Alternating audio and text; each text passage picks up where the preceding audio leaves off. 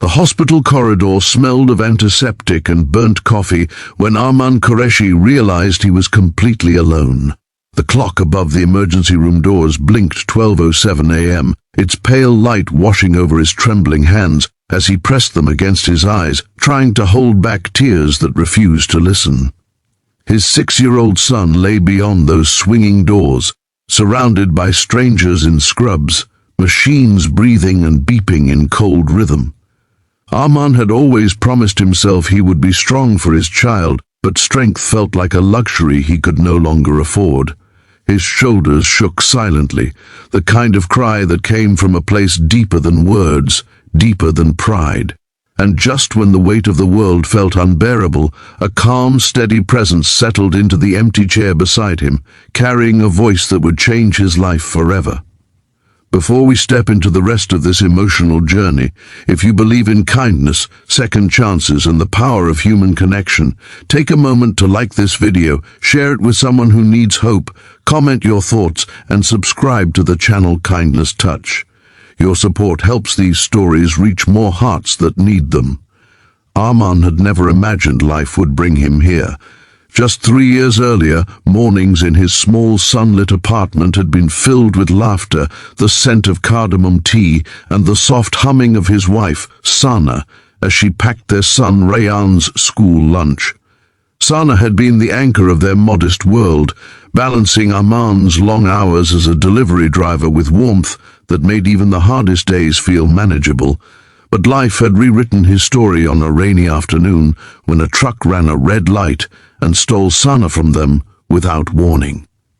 In a single moment, Arman became both mother and father, carrying grief in one hand and responsibility in the other. Since then, every day had been a marathon of survival. He would wake before sunrise, prepare Rayan's breakfast, braid his unruly hair with clumsy fingers, and walk him to school before beginning his shift. Sleep became a rare visitor. Bills stacked up like unspoken fears.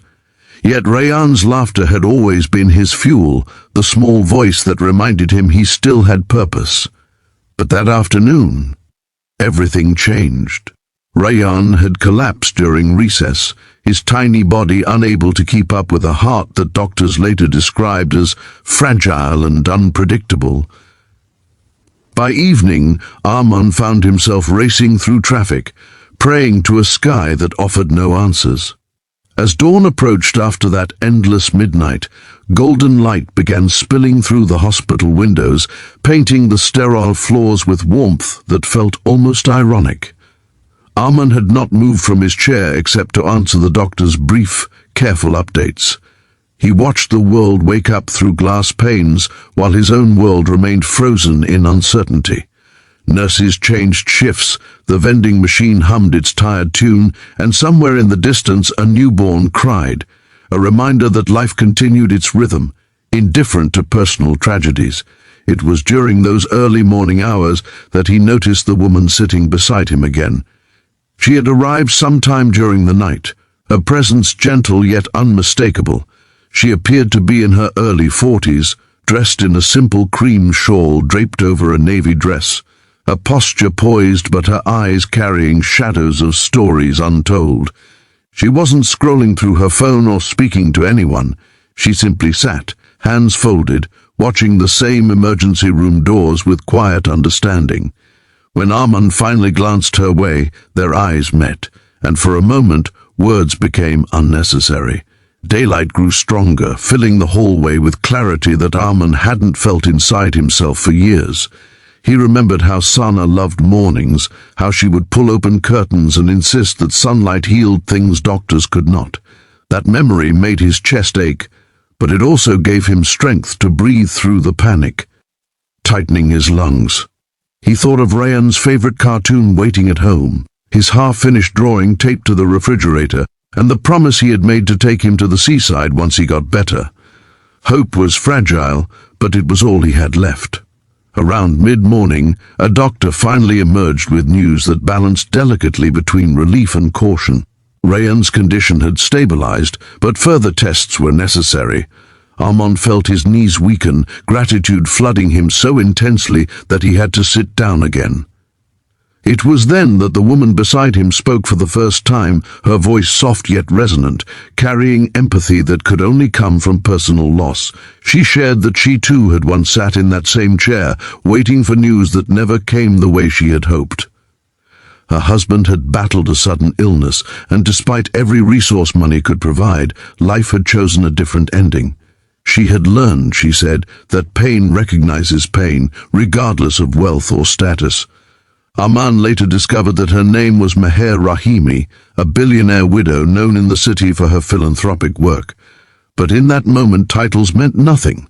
She was simply another human being who understood the helplessness of loving someone you might lose.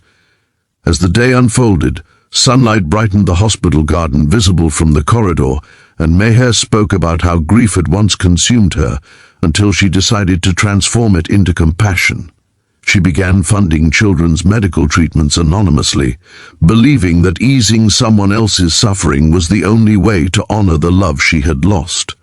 For Arman, her words felt like a lifeline thrown into stormy waters. He had spent years believing he had to endure everything alone, that asking for help was a sign of weakness. But here was someone who had experienced unimaginable loss and still chosen generosity over bitterness. Meher saw in Arman not a struggling single father, but a man who had refused to give up despite life's relentless blows. She reminded him that resilience often hides in the quietest acts of love, waking early for a child, working long hours without complaint, holding on to hope even when fear threatens to overpower it. By afternoon, Arman was allowed to see Rayan, who lay resting under soft blankets, sunlight touching his cheeks through the window. The sight filled Arman with a peace he hadn't known in months. He sat beside the bed, gently brushing his fingers over Rayan's hair, silently promising that he would always fight for him. Outside the room, Meher spoke to the hospital administration, ensuring Rayan would receive the best care possible without Arman needing to worry about finances. But she did so discreetly, asking that her involvement remain private. For her, kindness was never about recognition, it was about restoring faith.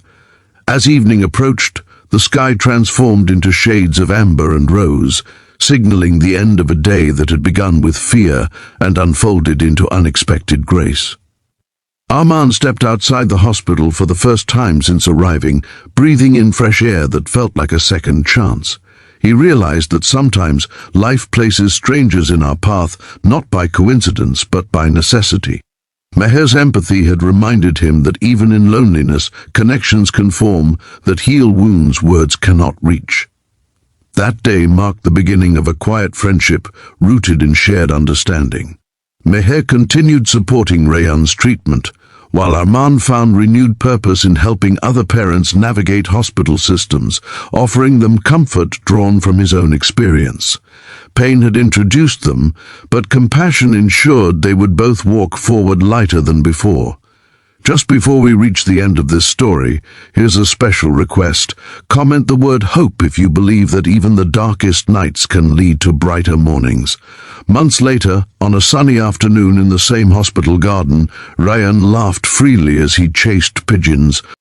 His health steadily improving, Arman watched him with gratitude that words could barely capture. Meher stood nearby, her expression peaceful, knowing that her own losses had found meaning through the lives she helped heal. In that moment, Arman understood something profound. Life does not erase pain, but it offers moments of connection that make carrying it easier. If this story touched your heart, please take a moment to like, share, and engage with this video. Your interaction helps spread messages of compassion and reminds others that they are never truly alone. Stories like these thrive because people like you believe in the power of empathy. As the sun dipped below the horizon, Arman realized that the midnight tears he once shed in loneliness had led him to a dawn filled with unexpected kindness. Sometimes, healing begins not with answers but with someone simply saying they understand.